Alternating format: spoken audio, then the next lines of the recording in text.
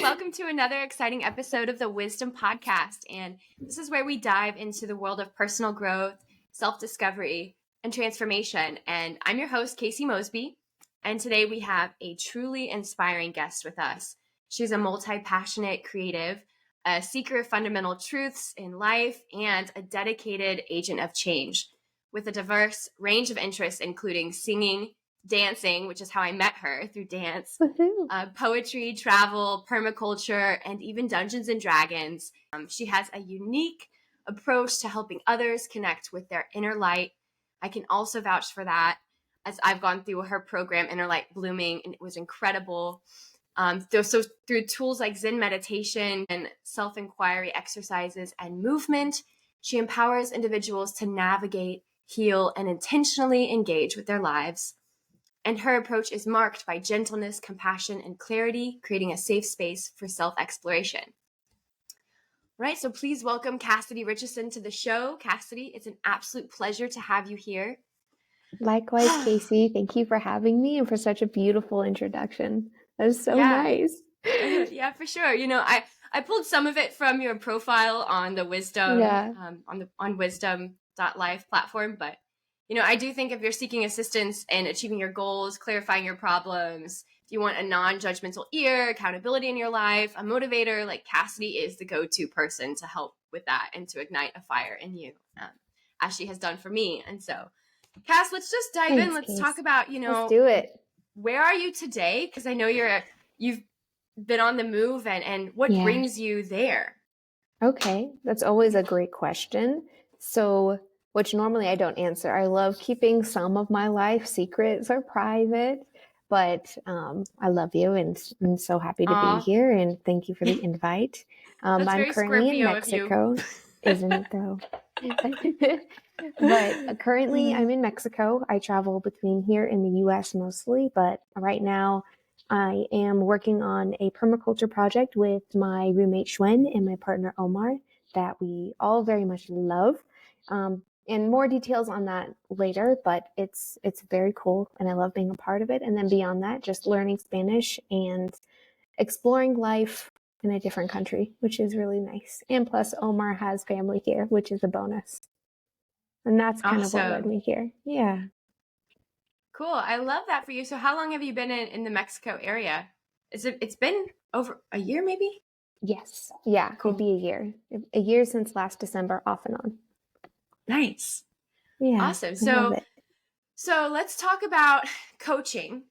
And if you, like, I know you're stepping into this kind of position as being a coach. You've created programs before.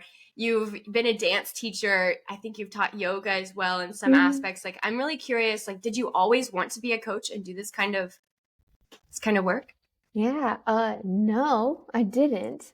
There were so many things I wanted to be when I grew up. I think a lot of humans can probably relate to that. And then there's the special, obvious cases that know exactly what they want to be as soon as they're born.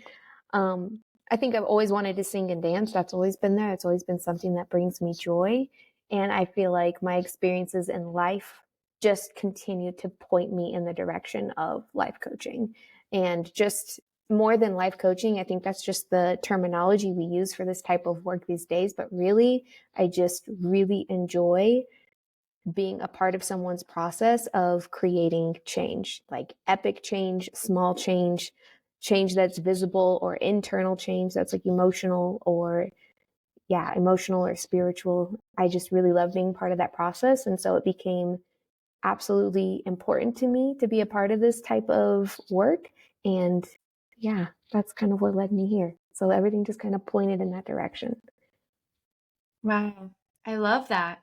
So, with that being said, one of the things that I feel like I've learned from you is how to like tap into magic, big magic, you know, and that's kind of a part of the WIZDOM platform as well. I mean, it's not so magical that it's out of touch, but like the magic inside of you. And I feel like by going through one of your programs before, like I was able to kind of discover a little bit of that in myself through some inquiry and some prompts that you'd shared with me. But I want to kind of ask you, what does magic mean to you? You're a person to me that I feel like has this like beautiful aura essence about you. Like there's a magic and a spark to you, but I want to understand, what does magic mean to you? And what are a few of the biggest things standing in people's way to living a life of magic? Ooh, those are good questions. I'd love to ask you that when I'm done too. I want to hear your thoughts on it, just because magic is, I mean, I think we all have a special relationship to that word.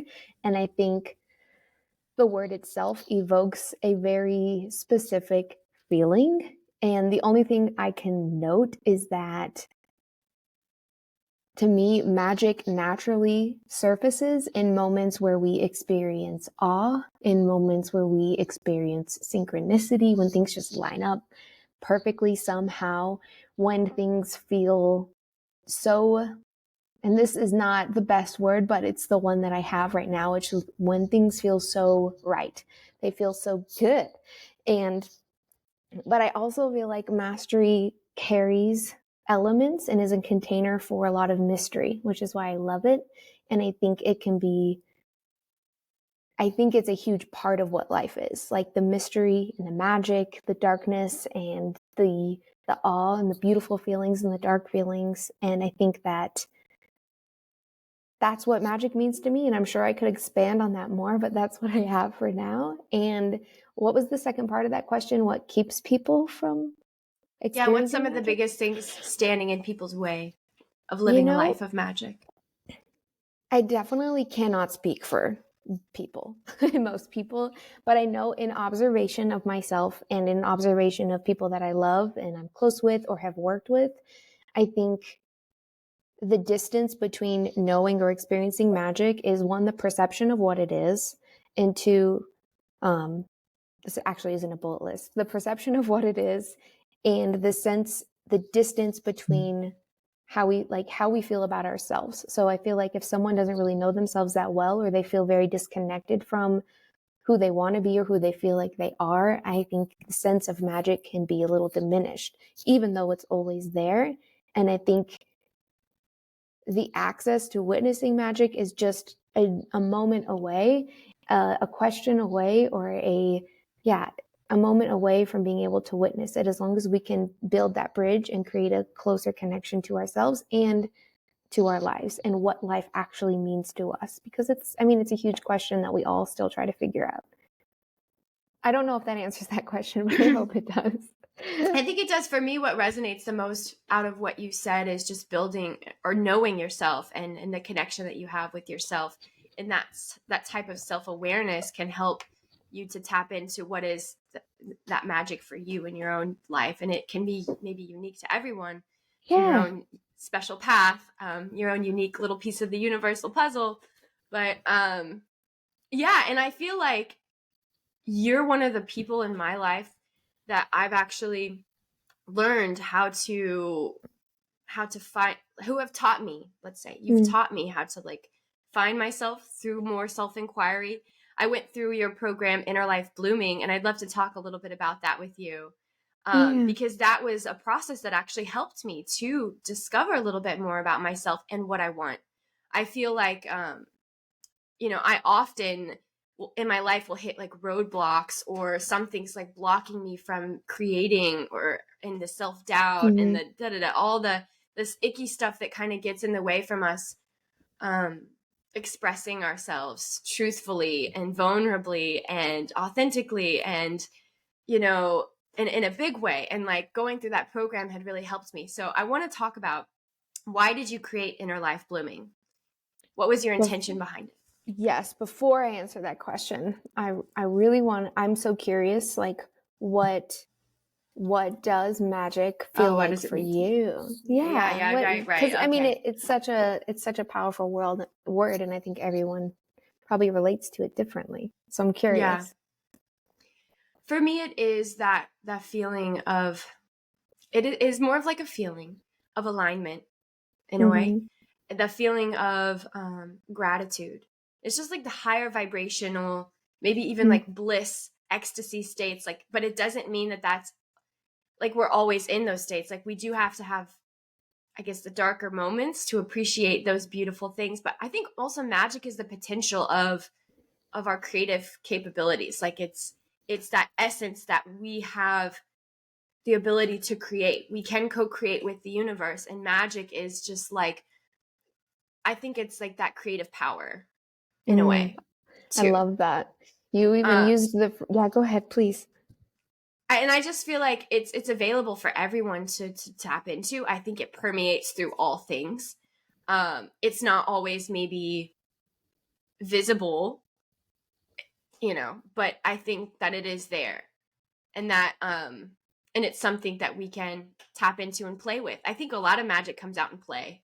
That's when it's fun. That's when I think we can reach these higher states of magic, when it's fun, when it's playful, when it's done with an intention that is meant for like creating beautiful things in life. So yeah, that's kind of my definition. Yeah, I love that. I also feel like when we phrase the question in a way of like what prevents people from experiencing magic, I can't help but be like, that's such a tricky question for me to even respond to. Like, all I want to say is like, it, like, you can't, like, if you're alive, you are experiencing it, whether you're aware of it or not. And I feel like where I think culturally we get stuck or can get stuck is thinking it looks a specific way. And I think that's the case for a lot of concepts or themes or ideas that sound really awesome and beautiful. Is like we put a picture on it thinking it has to look just like this in order for it to be high vibrational, in order for it to be magical or beautiful. And I just don't think that's the whole truth. And so I think for myself, it became really important to avoid trying to obtain an image or what I think magic is, and ask myself, just like you asked me, like, hey, what is magic to you? And I think that is such a useful place because it feels so different. It's just a totally different experience than being like, this is magical. And then you just kind of like have this image of whatever it could be, X, Y, or Z, whatever you want to put there. And then the other thing I thought of is you used the phrase big magic, which I don't know if you've read the book by Elizabeth Gilbert, Big Magic. Haven't. Have you I've read read it? Eat, Pray, Love. Maybe I should read. I need a new book to read anyways. Let's do that one.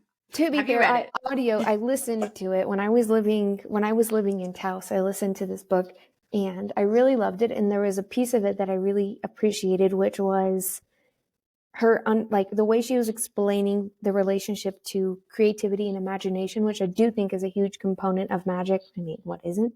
And also how we all have moments of inspiration and connection where we're like, oh, I have this really cool idea and I want to use it and I think I can do it. But we sit on it and we sit on it and we sit on it and we don't do anything. But then someone maybe a year later does the exact same thing, maybe with the exact same title. And you're like, how did they steal my idea? But they didn't. And the way she describes it, which I totally resonate with, and think is a great way to describe it, is like inspiration comes to all of us and it's communicating to us. I interpret that like life is giving us ideas all the time as a collective because we are creative beings. We're here to co-create the world in the way we experience it. And so the life is sending us messages, and it's going to continue to send messages to the people who actually respond to it and play with that, whatever it is. So if they have that idea, they actually run with it, they mold it, they try to shape it, they fail, they shape it some more, they fail, they shape it some more, and then it becomes something really cool. Maybe not, but at least they did something with it. And I think the more that we engage with that energy, the more that it becomes present in our life.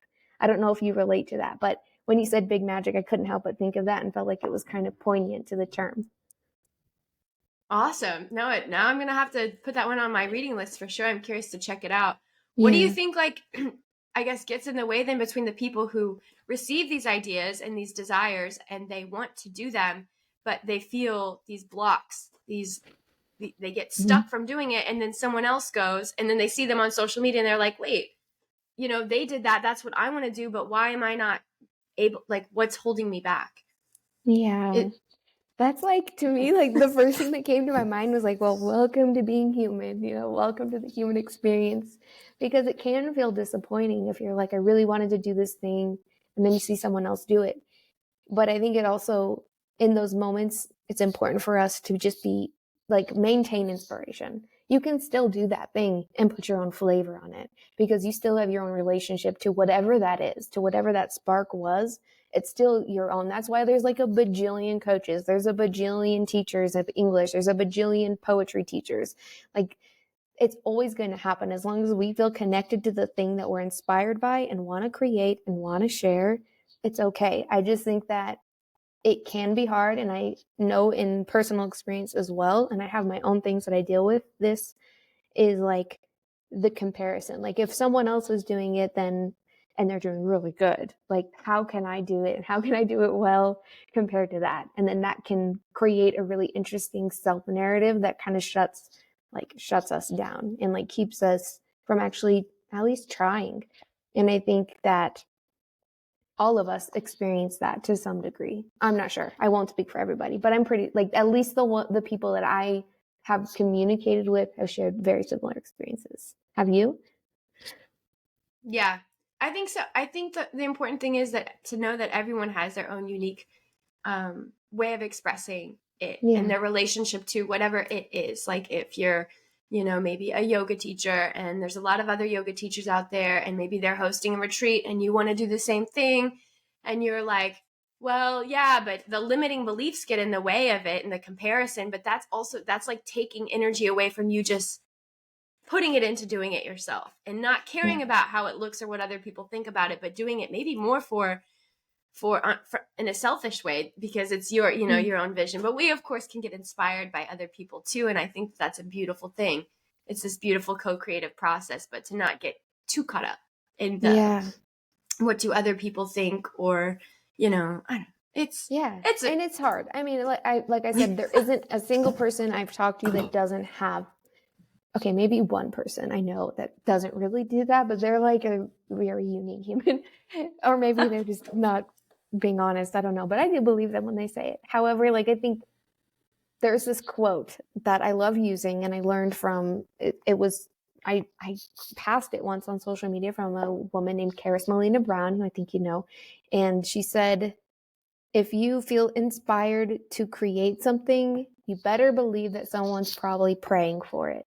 And that kind of stuck with me for a really long time. And I still like to use that, because I don't think everything that we feel inspired to make, someone might be praying for, but I do feel like in some cases that is definitely true.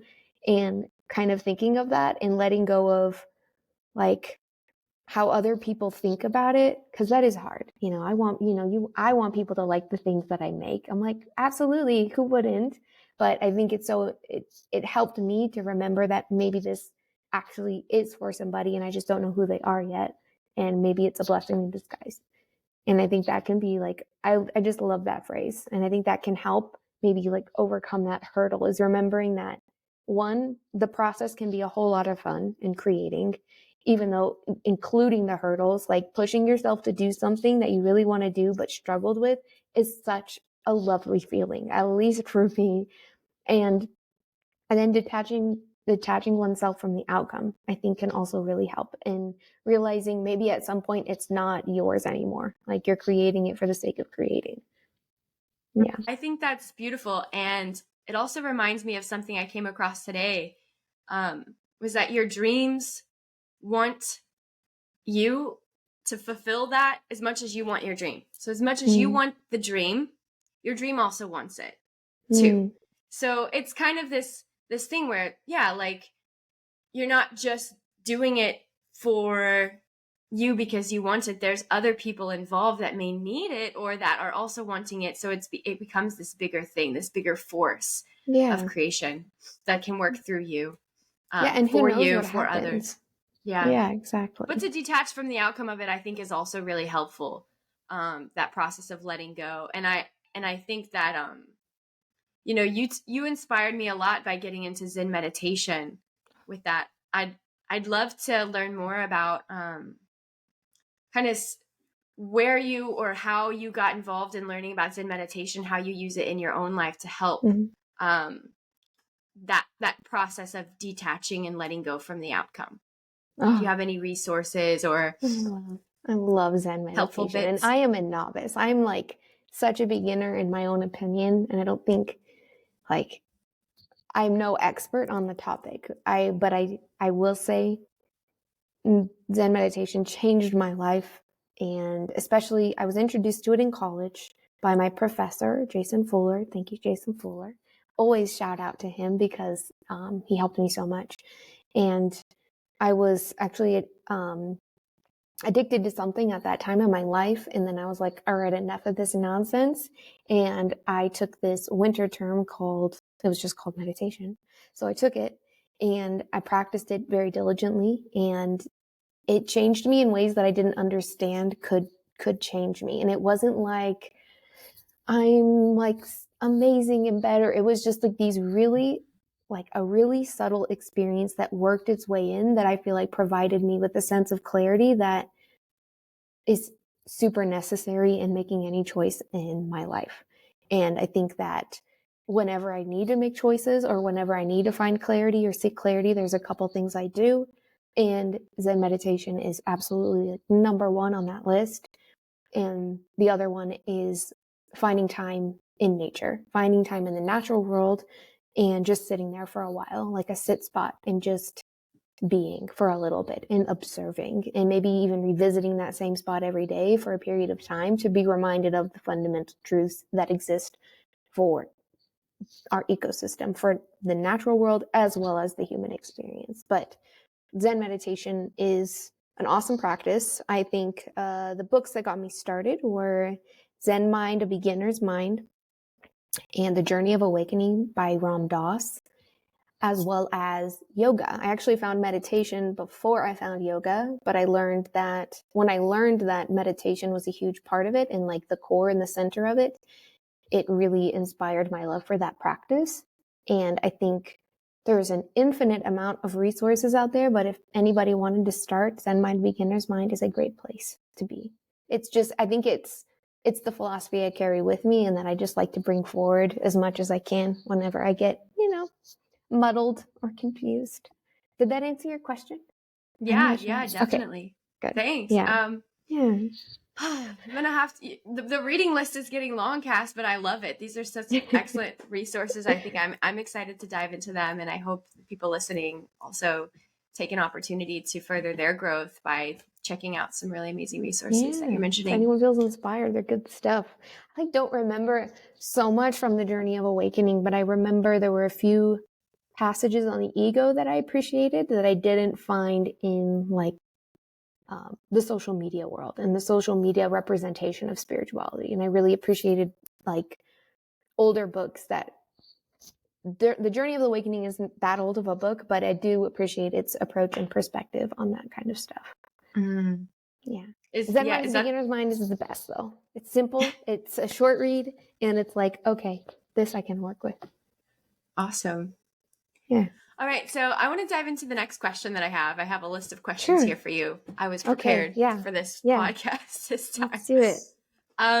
So when you think of the word wise, who's the first person that comes to mind, and why? Okay. So it is not a person that comes to mind, actually. I think of roots and the root system of any ecosystem, because I think all the wisdom you need is in the natural world. I know I bring that up often, but it's so true. And I'm not trying to come from a place of like, I know how our world works. I'm just saying from what I've observed in the natural world and what I know, it's incredible. I mean, it's such a perfect example of experiencing multiple things at the same time, and like how that actually creates life and promotes life and just is a natural part of it. And the root system is like communication. It can like even talk to other plants and help other plants and trees. I'm sure you've heard about like the tree's root system. It's just insanely intelligent. And I still feel like we are just scratching the surface about what we know, but what we do know is profound. So that's what comes to my mind when I think of why. I love that perspective. And it's bringing up in my mind a lot of connections too, like roots go deep. And I think wisdom is about going deep, it's digging through the dark dirt soil, and it's to pull nutrients And I think wisdom is the pooling of those nutrients from the depths, from the darkness sometimes. And then it's a beautiful thing. And I also, when I think of roots, I think of routine. Oh, yeah. And how routines can also help. I don't know if that's so much about whys, like if I think that routines are why, probably, personally, this little, like, I don't know, thoughts popping in my head, like, Casey, it would be wise if you got more routines going on in your life. So well, the voice of wisdom that we all have, you know? Yeah. Yeah. So awesome. And this reminds me as well about your program, Inner Light Blooming, and how you use the analogy of a plant and its growth cycle and life cycle and into structuring how to create something. Yeah. And not to give too much away to it, but you all, it was really profound for me to go through this program. I probably wouldn't even be doing this podcast without it. Right now, it was actually one of the things that I had on my list that I wanted to create. And so here it's starting to bloom and I'm so excited, but I want to ask you, Cassidy, like why did you create Inner Life Blooming? What was that initial seed of inspiration? Yeah. Inner Light Blooming is a good one. I love this. I really love this program. I put so much love into it. And I also love it because it came to me in a dream. It was like in a period of my life where I had a relationship with inspiration and we were negotiating like what it looked like, what it felt like. And it came to me very clearly in a dream that I would separate it into 4 sections. It would be the seed, the soil, the bud, and the bloom, and what would go down in each of these sections. And I remember waking up the next day and just journaling for like pretty much like 8 hours or so, just flushing out this course with whatever juice was left over from that dream time. And that's where the inspiration came for Inner Light Blooming. But another place that it came from was just the experiences I had in my own life and realizing I wish I had more options or guidance in those seasons of my life. And I wasn't offered that or seen that. It wasn't available. And if it was extremely, extremely out of my price range because I was younger at the time. You know, I'm a teenager, I'm working, but it's, you know, it's not like I can afford to spend like $6,000 on a 2-week program or something like that. So I really wanted to create something that I felt would be very useful for people who were going through something similar or who wanted to create change and just needed gentle and potent guidance along the way. Yeah. And I definitely think that your program offers that and more. And it's also very artistically well done and beautiful. And it also feels like it's like a co-creative process. Like the whole thing is like a prompt and a meditative, like, I don't know, experience to creating something beautiful. So it's like, it's just awesome. Your guided meditations in there are amazing as well. Thank you. Life-giving. Yeah. Okay, just my guided visualization and breathing practices. Yeah, no, I loved making those. I love visualization too. I think it's super useful, especially in generating, like being able to actually visualize something, I think is important, and put your concentration and focus on it. And in creating a relationship to the self. So in the creation process. But I love that. Speaking of that, that's something I want to ask you about too. The relationship to the self. Mm-hmm. What do you think blocks people from their full, authentic self-expression and self-knowing? And that's really hard. Okay, but no, it's good. I can still answer it is a tough question, and you may not have the full answer. But I'm curious about what blocks people from tapping into that full, authentic self-expression, and then what are some ways that, you know, working with someone like you in a coaching container or going through a program like Inner Life Blooming can help people overcome that, or to meet themselves in a place of deeper, more authentic self-expression. Okay. Yeah. I think self-expression is, I think, super important in how we get to experience our life the way that we want to experience it. I think it it shows up in every situation. And I can boil it down to basic categories that I know we all use, like relationships or work or health. But it weaves into like every little interaction we have with life itself. Like, how am I choosing to show up each moment? And so when I think of self-expression, I really think of situations in like friendship. Like, how am I actually speaking my truth? Maybe if this conversation is difficult, like, how am I actually going to show up to honor myself and honor what I feel is true in this moment, to be able to express that without being hindered, or let my little doubts kind of get in the way of that? Or how am I going to choose to express myself in moments where I really want to do an awesome audition? I want to audition for like this epic thing, and I know this part of me that wants to be seen and expressed. How am I going to allow myself to do that? And I think so that's just some of the explanation of what I think self-expression is. It's not just like, here's my artistic medium, which is totally one of the branches on it, but I think it's really just how we're choosing to show up in our lives. And I think what can prevent us from authentically expressing ourselves is just, are we being honest with ourselves?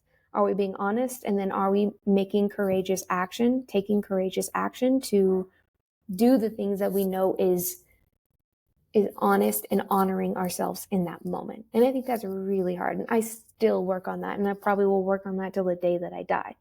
But I think that's a huge part of it, is like, how honest are we actually being with ourselves in every moment and in certain situations? Fair point. And that is not easy. Yeah. That's some deep work, to do that. And the container question, I'm sorry, you did ask how a container. I think a coaching container is awesome because I think it provides a place. I think it's really good for external processors, and really good for an internal processor that's challenging themselves. But for external processors who like to talk through their experiences and like want need accountability or just a tiny bit of inspiration, I think it's a great place to do it, because it can be a very safe environment, especially if there's also terms and agreements of like behavior, how the engagement will work, and making sure that boundaries are respected on both ends. And I think that it is a place where the coach can be what you need them to be in order to get what you need. Like, are you trying to achieve a goal? Are you trying to experience something different inside of yourself?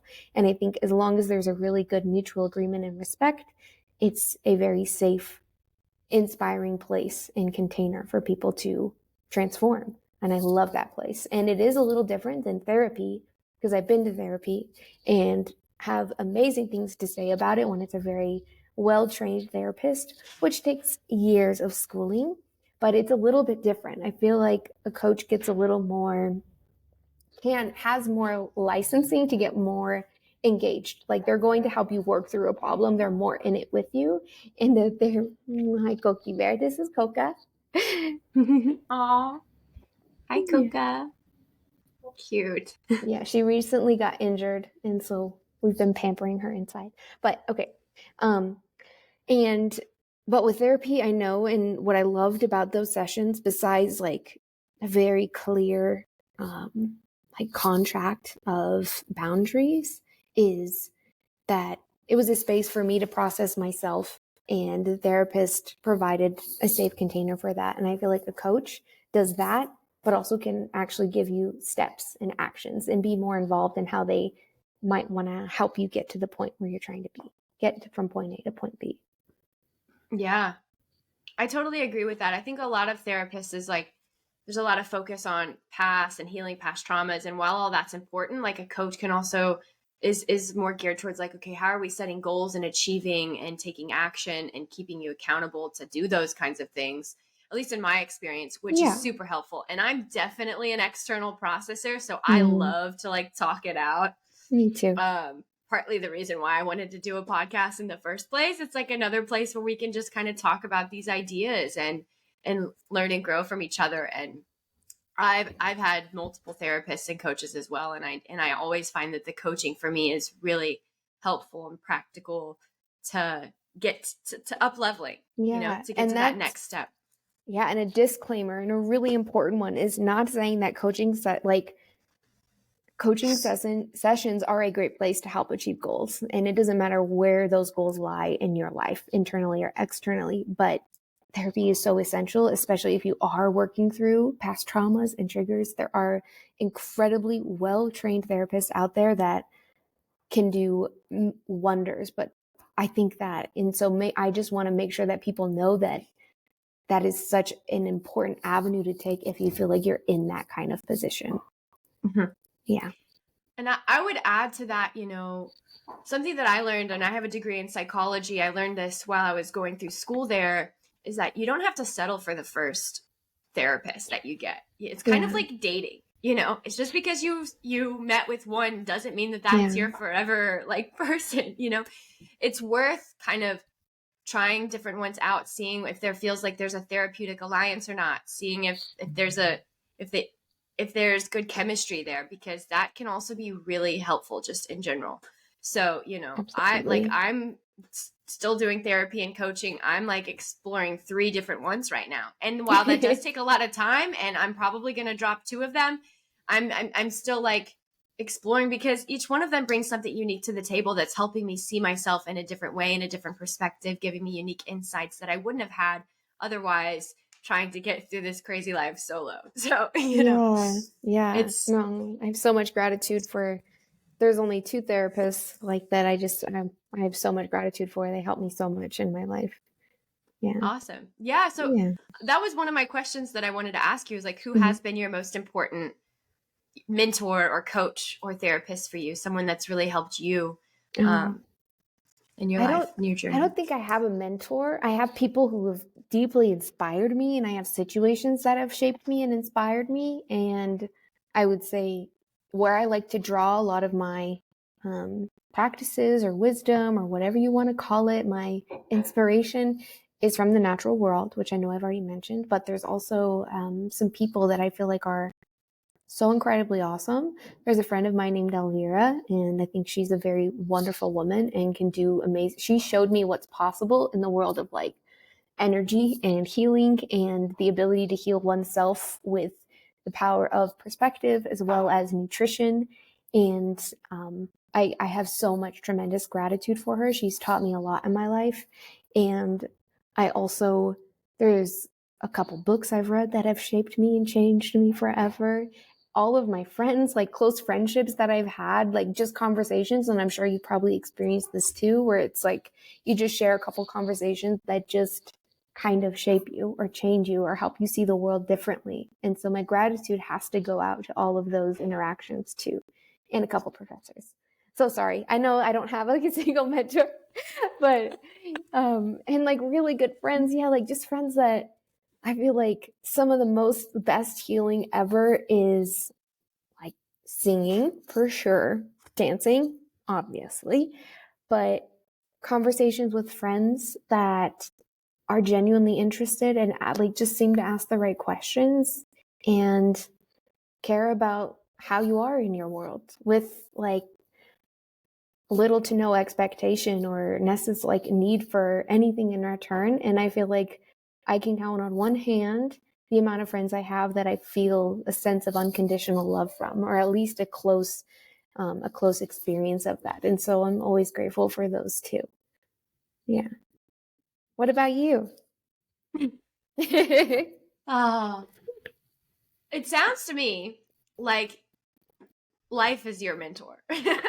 Yeah. In a way. Yeah, definitely. Life itself and all the beautiful interactions. I mean, with a special shout out to your close friends and, and a couple other. I mean, it sounds like you can truly learn all over the place from anything. Singing, dancing, all of these things can bring you that joy, that fulfillment, that peace. I just love it. I'm so sorry. That was such a messy great. response. No, it's great, because the thing is, there's something we can learn from everything.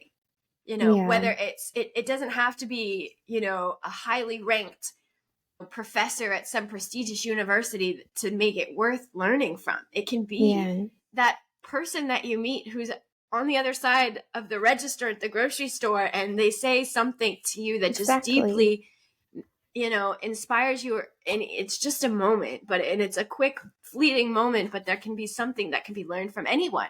Something you can learn from anyone. And I love that. It's a beautiful thing to have gratitude for life itself in that way, and to see it or that being way. open. Like, I think just like being very open to like whatever is coming in, like what is the input? Because I think it's all valuable. If it is all made of the same stuff, there's no, I don't know, it's all beautiful and can help you or cannot. It just depends. Yeah. Mm-hmm. Yeah. As long as we're being present with it, we can see it that way. So yeah.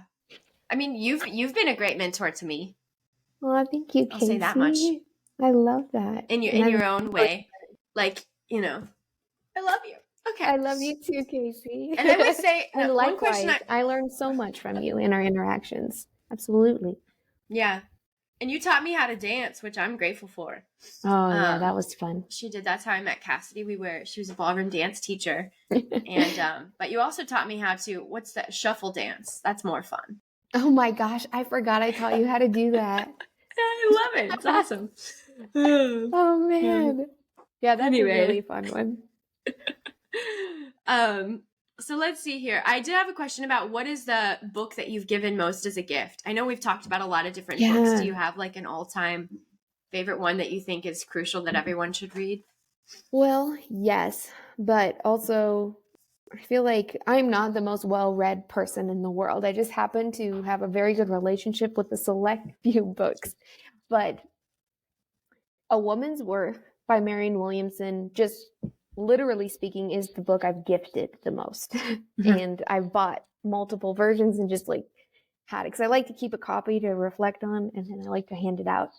I love this book. I think for me, it just came to me at a very special moment in my life where I really, really needed to like hear this kind of wisdom from a woman's perspective. I was very into spirituality, and I was in religious studies classes, but all the text I was receiving was from, and there's nothing wrong with this, but it was just from a male perspective. And even though they were well-trained, well-educated, and had valid information, I was just really craving and needed a woman's perspective. I needed it. And I asked Jason Fuller, who was also my religious studies professor at the time, if he knew of any. And he said he didn't really, he had some. And then he sent me Marianne Williamson. And that book really hit home to me. And I love it very much. I don't know that it'd be everybody's cup of tea, but to me, it taught me a lot about self-respect in a different perspective. Yeah. It's another one I'm adding to my list. Yeah. And it's going to be a winter of reading for me. Yeah. An author that I think that you would love, and I think so many people would probably resonate with, especially creatives, is Clarissa Pinkola Estes. I think her books are amazing. And I was gifted a book by my friend Alex Simon. He gave me an audiobook called Mother Night. Yeah, I think it was called Mother Night. I'll message you if I got that name wrong, but she does the audiobook herself. Like, she's actually reading her stories. She's an incredible storyteller, and really does a great job of relating myth and metaphor to real life experiences. And I think so many people can find a lot of nuggets of gold in there. Awesome. That sounds really incredible. Yeah. All right. Yeah. And I'll leave it in the show notes if it's not Mother Night, but yeah.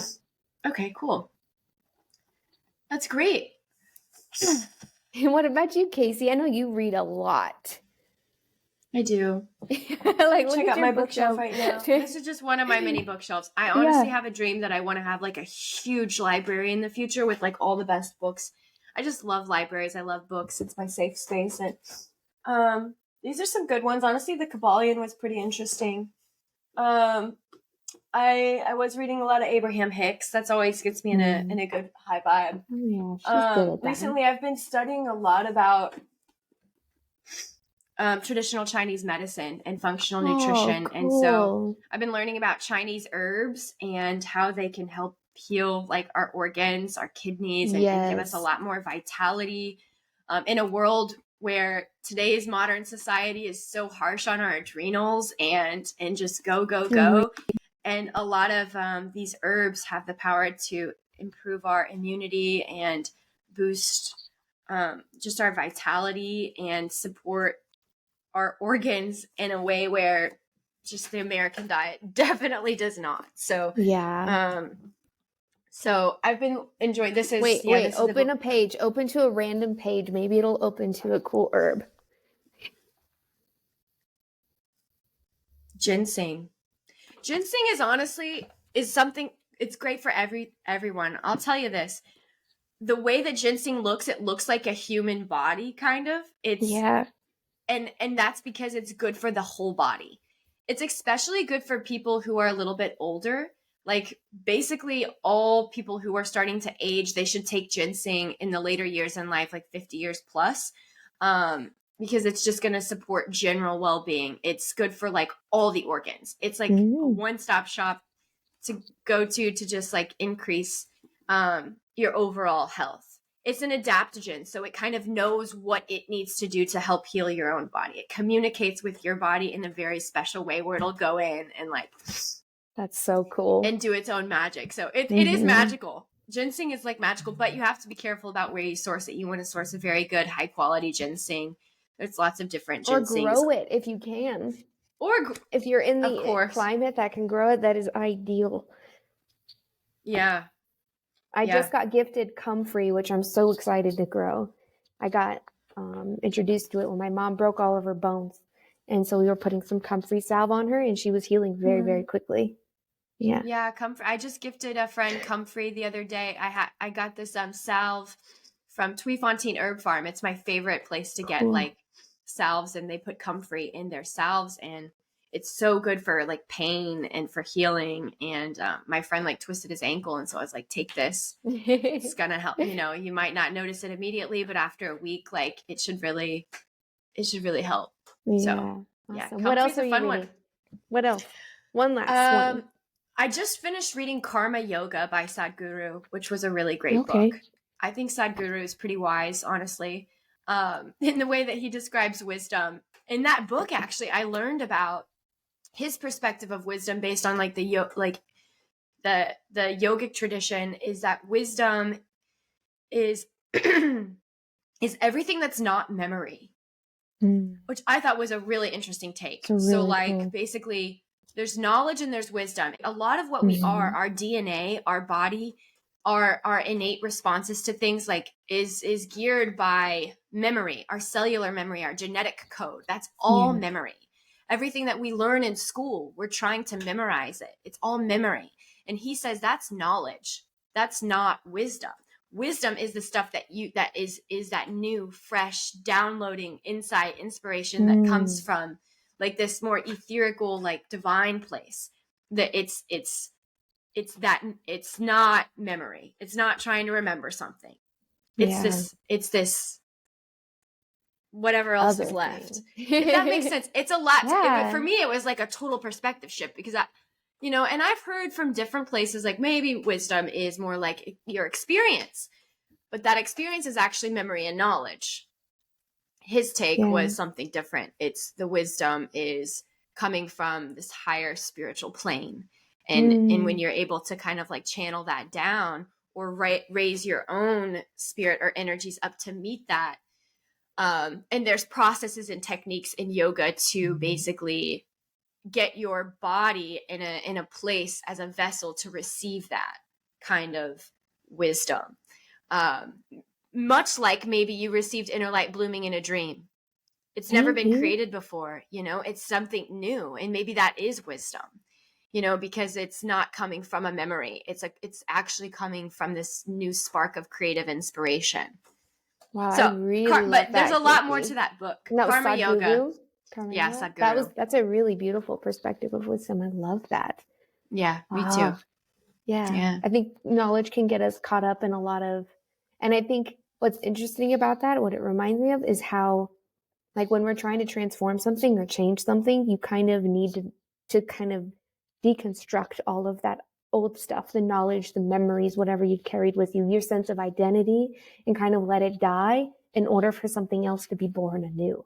And like let wisdom, inspiration work itself in the new space that you just created by releasing all of that old stuff, you know? Yeah. Wow, that's so Yeah. cool. So letting go of all that to kind of create space for something new to show up in. Yeah, absolutely. Definitely. Yeah. And he Love it. has a couple meditations and what he calls sadhanas, which are like just different processes, like spiritual practices to do to kind of cultivate that inner space, inner open space.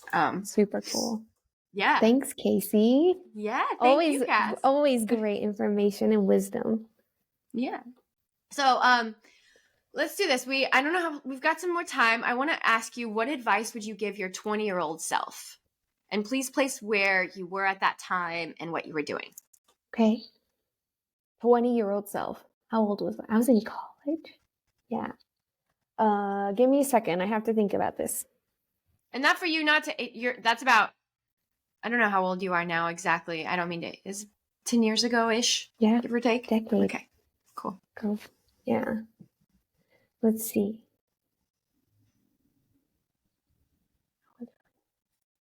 Okay. Yeah. Oh, okay. Yeah, I had to like find myself at that time first. I was like, where was I actually? Okay. So at that time, I believe, well, I at least know the physical location. I was in college. Shout out to Indiana. Love you, Indiana, my sweet home state. And I was at DePaul. I was going through a lot, but you know, human experience. And I think do you need more specific details? Am I supposed to be more specific? No, that's fine. But Okay. mostly the most important thing is like, imagine, what advice would you give to your 20-year-old self? Or Okay. to, and that maybe in hopes that might help a 20-year-old now. You know, What I would tell myself at that time would just be to keep going, and that the things I'm putting my effort in are absolutely worth the time, that the relationships that had to end is absolutely part of the process and it's all great from there, and that I love you, and that it might look a little confusing right now, but it's all worth it, and to keep going, basically. And don't basically what you're doing is a very beautifully brave thing, and that she has my full support. I know that's not like specific wisdom, but that's what I would tell myself. I think that's wonderful. And, looking back too, it's like all these things happen in our lives. And sometimes you never know. In the moment, it might seem like it's difficult.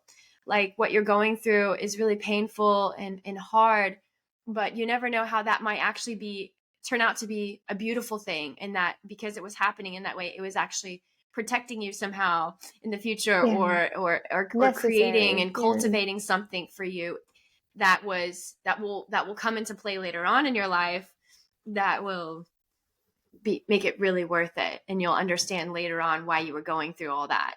Exactly. For me, that's what comes up for me. It's like, just stay the path, keep going. Yeah. Cool. Yeah, absolutely. All right. Sometimes, so if you had a megaphone that allowed you to speak to the entire world, and you had access to it for 1 minute, and everyone in the whole world would hear it, what would you say? Oh. Or do? I think we talked about this before too, is I probably wouldn't say anything. I would probably choose to sing. I feel like there's so much magic. I'll circle it back to the first question. I think there's so much magic in music that is so universal that it would probably do more good than a minute of speaking could. What would you sing? I don't know that yet. A new song. Or maybe I'd have people come sing with me and we can harmonize. That'd be great. And we just do silence. Do you have any music out there right now that you would, or like lyrics or something that you're working on right now that you want to test out? on the podcast right now? Right Sing it now? live? Yeah, No, let's not do it that live. I have nothing I'm working on right now, but there are songs that I love singing. Mhm. But they're so loud. I think the speakers would probably burst. Oh, But I can still. you'd burst the megaphone. I'll sing a little. I'll sing a little bit if you want of my I favorite do. I songs. would love to if you feel comfortable doing that. I know Yeah. singing for me, I get shy, but after I do it, I'm like, yeah, that was worth it. Yeah, I'll And you have totally such a sing it. beautiful voice. I've heard you sing, and I can't wait to hear it again. So Thank you, Casey. take it away. I'll sing At Last by Etta James because I just love it so much. And yeah, I'll just start there. And I'll try to sing it somewhat quietly. Okay. At last, my love has come along. My lonely days are over. And life is like a song. Oh, yeah, yeah. At last, the skies above are blue. My heart was wrapped up in clover. The night I looked at you, I found a dream that I could speak to, a dream that I can call my own. I found a thrill to press my cheek to, a thrill that I have never known. Oh yeah, when you smile, oh, and then the spell was cast, and here we are in heaven, for you are mine at last. There you go. Hopefully it wasn't too loud, but thank you for letting me sing. I always feel good after. Sharing. Thanks, Case. Oh, incredible. Breathtaking. I don't even think I breathed the whole time. I have to remember to breathe. Me too. I probably could have breathed a lot better, but oh, that was amazing. Yeah. I'd love to ask if we can record an intro for the podcast. Like I might just use that. So good. Oh, you mean like a song for the intros? Yeah. Would that be cool? I can create something. I can create something, but can it be not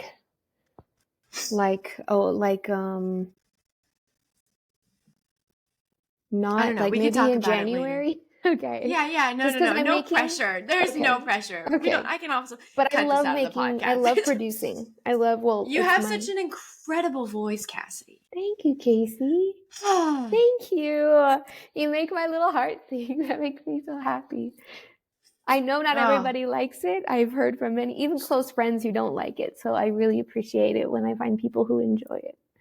Oh my goodness. No, I just can't wait for the full album and for you to win every single voice competition that exists.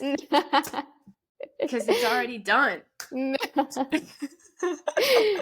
I feel about it. No. All right. Well, is there anything that you wish that I would have asked that I didn't?